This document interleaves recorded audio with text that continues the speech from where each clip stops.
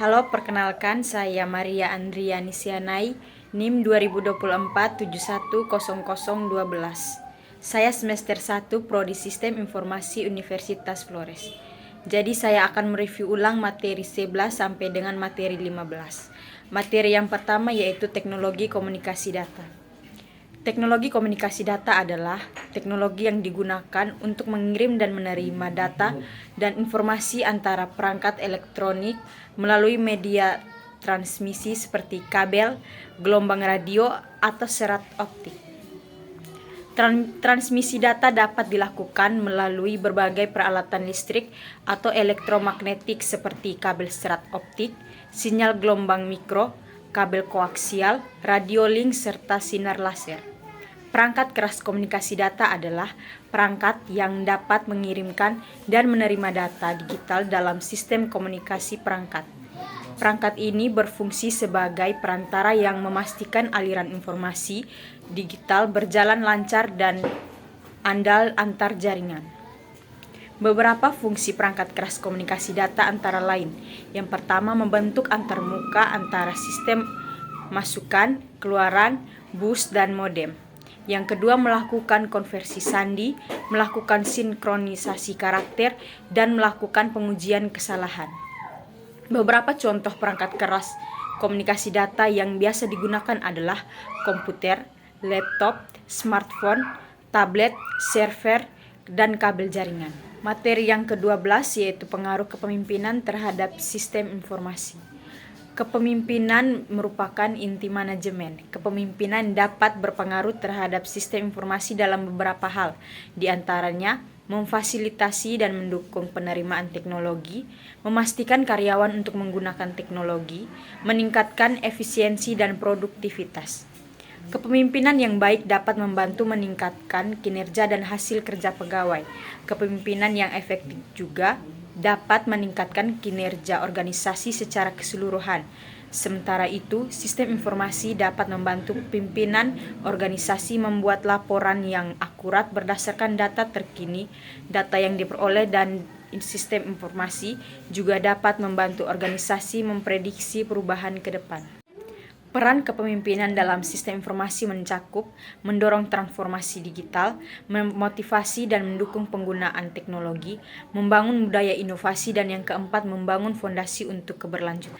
Jadi materi yang ke-13 yaitu etika sistem informasi. Etika keamanan dalam sistem informasi adalah pedoman untuk mengidentifikasi tindakan yang benar dan salah dalam dunia maya. Etika keamanan sistem informasi penting karena membangun dan memperkuat kepercayaan pengguna, mitra bisnis, dan masyarakat.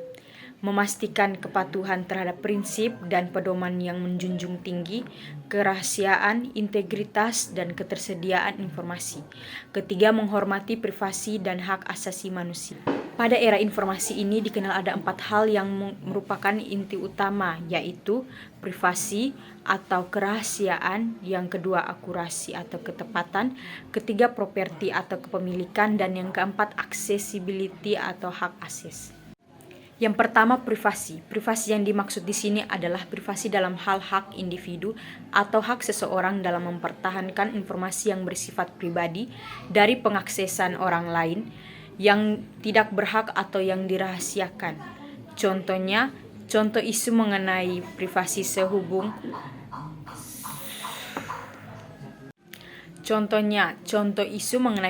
sehubungan diterapkannya sistem informasi adalah pada kasus seorang manajer pemasaran yang ingin mengamati email yang dimiliki bawahannya, karena diperkirakan mereka lebih banyak berhubungan dengan email pribadi daripada email pelanggan.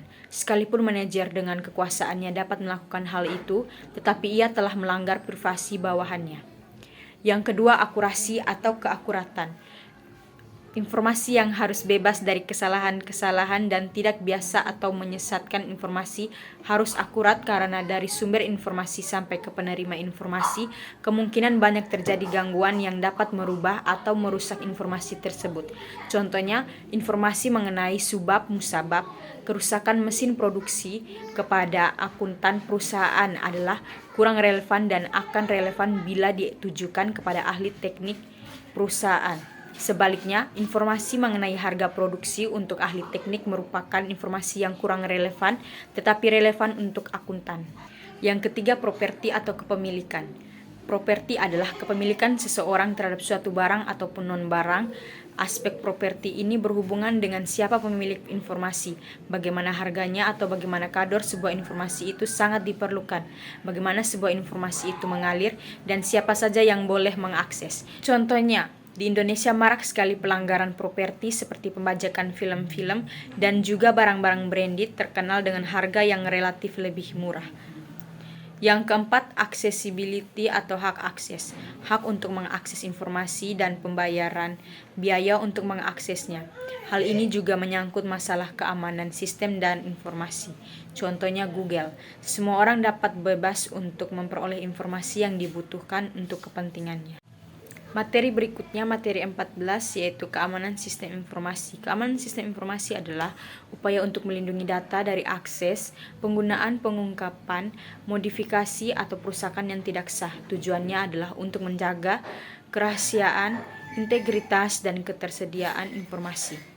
Beberapa hal yang dapat dilakukan untuk menjaga keamanan sistem informasi. Yang pertama, memperbarui perangkat lunak secara berkala untuk mendapatkan tambalan keamanan terbaru.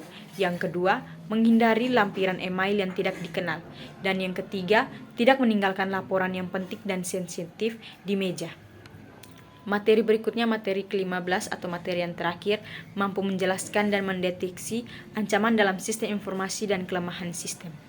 Ancaman terhadap keamanan sistem informasi dapat datang dari berbagai sumber seperti serangan cyber atau peretasan, yaitu hacking, kedua, penyebaran virus, dan ketiga, kebocoran data oleh oknum karyawan. Untuk mengelola keamanan sistem informasi dalam sebuah organisasi, dapat digunakan sistem manajemen keamanan informasi yang mencakup kebijakan, prosedur, praktik, dan teknologi yang digunakan untuk melindungi informasi.